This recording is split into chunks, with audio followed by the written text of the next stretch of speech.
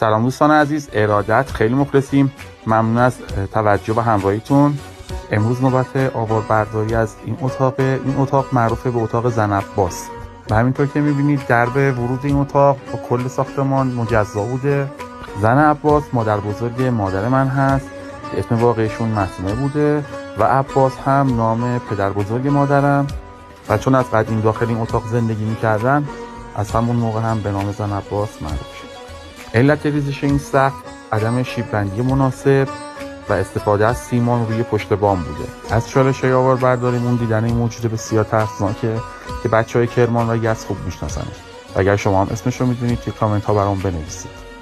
بعد از آواربرداری و تخلیه مکالم میریم برای بازسازی و مرمت سقف. مرسی که تا این لحظه همراهمون هستید و ما رو حمایت میکنید.